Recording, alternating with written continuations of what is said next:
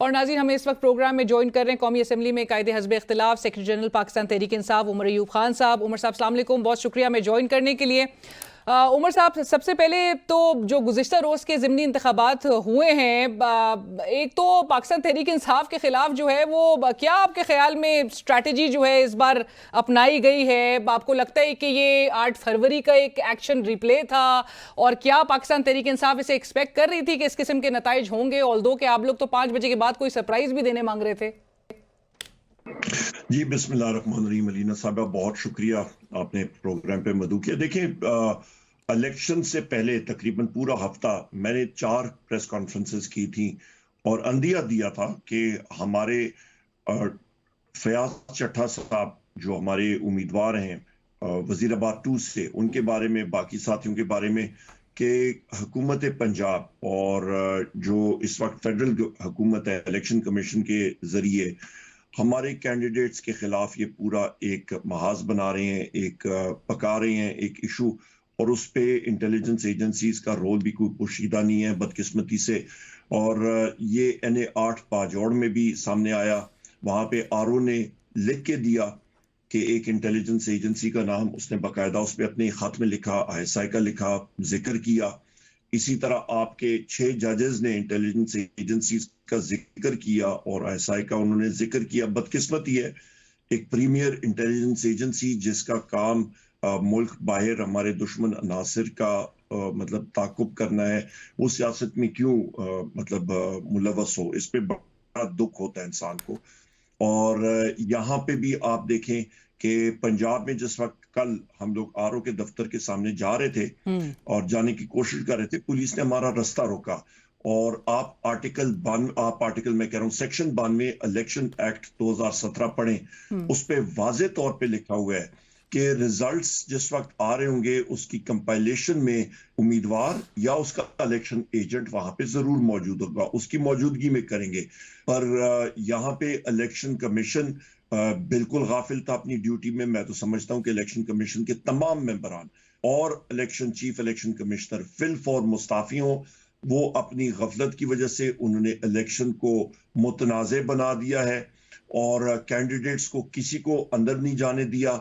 लेकिन उमर साहब, कतई कलामी की माफी चाहूंगी, लेकिन PP 149 में के पोलिंग स्टेशन में जो फॉर्म 45 पहले से पोलिंग टर्मिनेशन से पहले ही जो सिग्नेचर्स करवा लिए गए, साइन करवा लिए गए पोलिंग एजेंट से, तो आपके पोलिंग एजेंट ने साइन क्यों किया?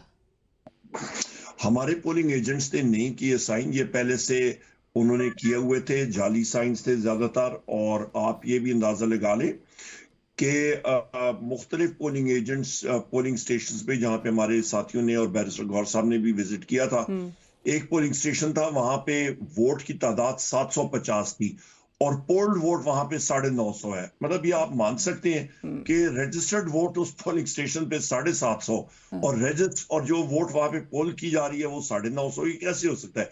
ये तो मजाक इन्होंने बनाया, ये इलेक्शन नहीं था, ये कोई ड्रामाबाजी थी। ये ड्रामाबाजी थी, और इसके खिलाफ अभी आपने जुमे के रोज एहतजाज की कॉल भी दे रखी है। बिल्कुल। लेकिन उमर साहब, आप तो पहले ही अपना हिसाब बराबर नहीं कर सके 8 फरवरी के इलेक्शंस का। आपके ख्याल में कोई सुनवाई होगी? और बैरिस्टर गौहर साहब जो आज प्रेस कॉन्फ्रेंस में जिक्र कर रहे थे कि जो जुडिशल ऑफिसर्स को अपॉइंट कर लेना चाहिए एज रिटर्निंग ऑफिसर्स, तो ये नुक्ता पहले क्यों नहीं रेस किया गया आप लोग की तरफ से ज़िमनी इंतखाबात से? हमने हमेशा किया है, हमने 12 बार किया है, पर बात वो ये कि इलेक्शन कमीशन सुनने के लिए तैयार नहीं है। इलेक्शन कमीशन बस अपने ही उस पे लगा हुआ है। और ये मैं कहूंगा कि जिस तरह एक कंटेमिनेशन होती है एक बॉडी पॉलिटिक में, ये एक कंटेमिनेशन इलेक्शन कमीशन में आई हुई है और ये कैंसर की तरह फैल गई है। और इलेक्शन कमीशन को अपना कैंसर जो है वो 4 मेंबरान और इनका जो चीफ इलेक्शन कमिश्नर है उसकी सूरत में है, और इनको ये कैंसर रिमूव करना चाहिए। राइट। और उमर साहब, जहां पर हम बात कर रहे हैं कि आपके ओपोनेंट्स, ऑल्दो के हमें ये भी पता है कि चले रिगिंग का भी है, 8 फरवरी को भी बहुत सारे इस तरह के एविडेंसेस सामने आए, इसमें भी बहुत सारी वीडियोस मंजर आम पर आ चुकी हैं। आपके मुखालफीन भी कह रहे हैं कि आपका वोटर मायूस हुआ है और मायूस हो चुका है, और इस ट्रेंड को मद्देनजर रखते हुए, ऑल्दो के बाई इलेक्शंस में टर्न आउट कम होता है, लेकिन इमरान खान साहब के लिए वो कहते हैं, राना सनाउल्लाह साहब भी, कि ये एक पैगाम है, ये एक मैसेज है, आपका वोटर सपोर्टर मोबिलाइज नहीं हो सका, बाहर नहीं निकला। है। ऐसा ही था? नहीं, मेरा ख्याल है राना सना साहब अपना वही प्रोडक्ट इस्तेमाल कर रहे हैं जो गाड़ी में मिला था, और उनकी स्टेटमेंट गलत है। हमारा वोटर बिल्कुल मोबिलाइज्ड है और हमेशा मोबिलाइज्ड रहेगा, और आप देखते रहेंगे इंशाल्लाह ताला। ये तो इन्होंने बिल्कुल बेढोंगा सा इलेक्शन किया था, बट उमर साहब, इसकी आपका वजह से वोटर सपोर्टर्स तो नहीं निकले उस तरह से। अगर निकलते होते तो फिर ये यकीनी तौर पे इलेक्शंस में कामयाबी पंजाब से बिलखुसूस पाकिस्तान तहरीक इंसाफ की नजर आती। वहां पे जाने नहीं दे रहे थे। वहां पे तो आपके बहुत सारे पोलिंग स्टेशन पे उन्होंने पुलिस की गाड़ियां लगाई हुई थी, लोगों की जाना भी मुश्किल हो रहा था। बाई इलेक्शन में टर्नआउट कम होता है, पर यहाँ पे तो जितने भी इन्होंने रुकावटें करनी थी वो की हैं। लोगों को भगा रहे थे, पुलिस की प्रेजेंस थी, जगह उन्होंने रोके हुए थे। जब लीडर ऑफ द ऑपोजिशन और चेयरमैन ऑफ द पार्टी को एक जगह में नहीं जाने दिया जा रहा, तो फिर पीछे क्या रह गया, ये मुझे बता देना। Leader of the opposition Punjab assembly, leader of the opposition national assembly, national assembly में लीडर ऑफ द ऑपोजिशन का स्टेटस होता है फेडरल मिनिस्टर के बराबर। सेकंड सीनियरिटी में प्राइम मिनिस्टर के बाद leader of the opposition senior होता है। जब हमारा रास्ता रोका जा रहा था, तो फिर बाकी आम वोटर का आप खुद सोच लें। राइट। उमर साहब, राना सनाउल्लाह साहब की एक और बात भी, जहां पर वो कहते हैं कि आपको अगर नजर आ रहा था ये कुछ होने जा रहा है, तो फिर आप इलेक्शन का बॉयकॉट कर लेते, उनको मेहनत ना करनी पड़ती, बिला मुकाबला वो जीत जाते। आपकी जानिब से जो खदशात आप लोग को पहले ही मौजूद थे। क्यों बॉयकॉट करें? राना सनाउल्लाह कोई मैजिस्ट्रेट लगा हुआ है इधर का, वो अपना काम करे। वो तो हारा हुआ इलेक्शन है, हारा हुआ आदमी है। उसको अपने घर की सीट भी, यूनियन काउंसिल भी हार गया था। उमर साहब, राना साहब ही पेशकश भी कर रहे हैं आपको। वो कह रहे हैं अगर आपको अपने बानी की रिहाई चाहिए तो आइए, आप हमारे साथ आके बैठिए। ऑल्दो कि वो भी याद दिला रहे हैं कि आप लोग अपने वक्त पे उनके खिलाफ केसेस बनवाए, उनको जेलों में डलवाया, लेकिन वो कहते हैं कि आप आज भी आए सिस्टम की बेहतरी के लिए, हमारे साथ आके बैठे और फिर कुछ वजह कर लिया जाएगा बानी पीटीआई की रिहाई से मुतालिक। नहीं, राना सना के खिलाफ हमने तो केसेस नहीं किए थे, वो डीजी एंटी नारकोटिक्स ने किए थे, जो उस वक्त सर्विंग मेजर जनरल थे। राना सना को चाहिए कि जब वो मिनिस्टर भी था, तो उस वक्त एंटी नारकोटिक्स फोर्स के डीजी से माफीनामा मंगवा लेता, या वो कर लेते, या अभी भी उनकी हुकूमत है तो जाके अभी भी जो सर्विंग डीजी हैं एंटी नारकोटिक्स के, जो एक मेजर जनरल होते हैं, तो उनसे माफीनामा मंगवा लें कि जी हाँ, एंटी नारकोटिक्स फोर्स ने इनके साथ बड़ी ज्यादती की और इनको गलत पकड़ा था, वो करवा लें, फिर हम लोग आगे बात करें। बट आपके ख्याल में राना साहब के बस में है इमरान खान साहब की रिहाई से मुतालिक जो वो पेशकश कर रहे हैं कि आके साथ बैठिए और फिर उस पर भी बात कर ली जाएगी? मुझे नहीं मालूम। राना सना मुस्लिम लीग नून के कौन से फैक्शन की बारे में बात करें, वहां पे भी बड़े धड़े हैं। बहरहाल वो हुकूमती एक आवाज बन के एक पेशकश कर रहे हैं कि हमारे साथ आके बैठिए और हम मुज़ाकरात के लिए भी विलिंग है। और आज भी कैबिनेट का जो एक डिसीजन सामने आया है, जिसमें पाकिस्तान तहरीक इंसाफ की लीडरशिप के ईसीएल के से नाम हटाने की जो बात की गई है, आपको नहीं लगता कि एक पहल उनकी तरफ से की जा रही है, एक कदम जरा आपकी तरफ से भी पीछे हटना चाहिए? नहीं, हम तो देखें, हम लोग हक और सच पे खड़े हैं। हमारी एक ही डिमांड है कि वजीर आजम इमरान खान साहब, बुशरा बीबी, शाह महमूद कुरैशी साहब, चौधरी परवेज इलाही साहब, हमारे मिलिट्री कोर्ट के प्रिजनर्स, हमारी खवातीन सनम जावेद, आलिया हमजा, डॉक्टर यास्मीन राशिद, इन सारों को, और बाकी हमारी प्रिजनर्स जो हैं उनको, हमारे मर्द हजरात, वहाँ पे उमर चीमा साहब हैं, वहाँ पे जाज चौधरी साहब हैं, वहां पे हमारे और मियां साहब हैं, ये सारे जो जेल में बैठे हुए हैं इस वक्त, और हमारे और मर्द हजरात हैं, उनको रिहाई करें। ये पॉलिटिकल प्रिजनर्स हैं। राइट। उमर साहब, अब ये गुज़िश्ता रोज के भी ज़िमनी इंतखाबात के जो नताइज हैं, इनको किधर कॉन्टेस्ट करेंगे, कौन से प्लेटफॉर्म पे? आप इलेक्शन कमीशन को रुजू करेंगे या फिर चीफ जस्टिस ऑफ पाकिस्तान की तरफ देखा जा रहा है, जिनसे ऑलरेडी इमरान खान साहब अपने उस खत में मुतालबा कर चुके हैं, चाहे वो भावल नगर वाकया हो, चाहे वो नैब के चेयरमैन की रिमूवल का मामला हो, चाहे वो पाकिस्तान तहरीक इंसाफ के कारकुनों की रिहाई का मामला हो, और चाहे वो 6 जजेस के खत का मामला हो। चीफ जस्टिस ऑफ पाकिस्तान की तरफ देखा जा रहा है।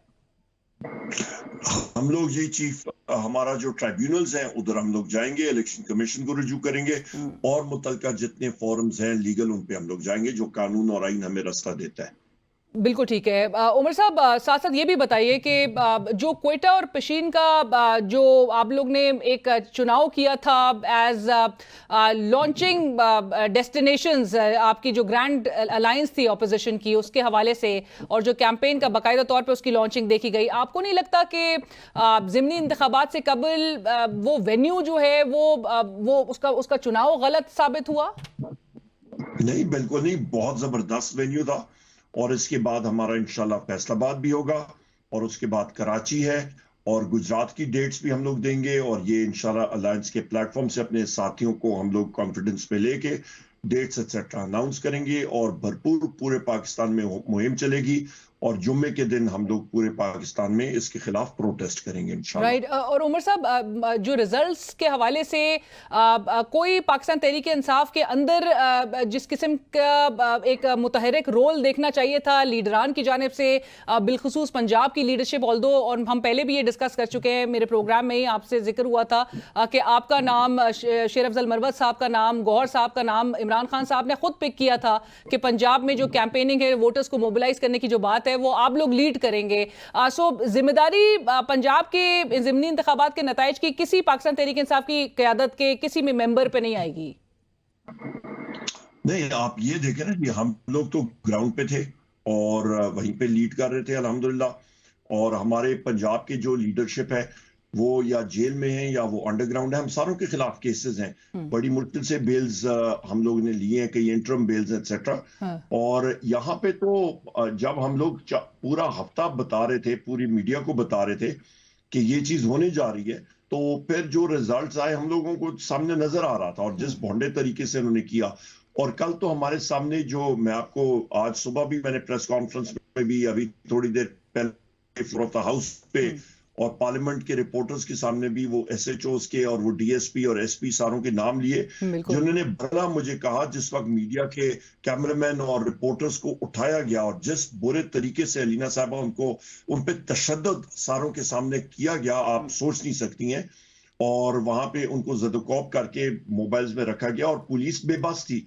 उन्होंने कहा, जी पंजाब पुलिस की वर्दी में इंटेलिजेंस के लोग मुख्तलिफ एजेंसियों के फिर रहे हैं, ये उनकी जबानी, और वो इंटेलिजेंस एजेंसीज के लोग बरमला फिर रहे हैं। और उनको मैंने तो कहा है कि जितने इंटेलिजेंस एजेंसीज के सरबराह हैं पाकिस्तान में, वो आइन और कानून की खिलाफ वर्जी कर रहे हैं, और उनको कौम से माफी मांगनी चाहिए। उमर साहब, अब बात यही है कि जहां प्रिजाइडिंग ऑफिसर्स कहें कि हम मजबूर हैं, जहां पर जजेस को खत लिखकर बताना पड़ रहा है कि इंटरवेंशंस हो रही हैं, मदाखलत हो रही है उनके काम में, वहां पर आपको लगता है कि कोई इसका इजाला करेगा, और वो कौन इजाला करेगा?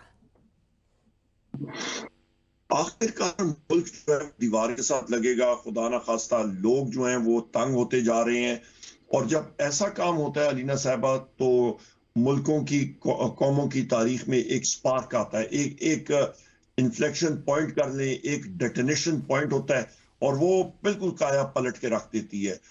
अल्लाह ना करे वो पॉइंट आए, क्योंकि मैं बलूचिस्तान में भी गया हुआ था, खैबर पख्तूनख्वा में मैं जाता होता हूँ।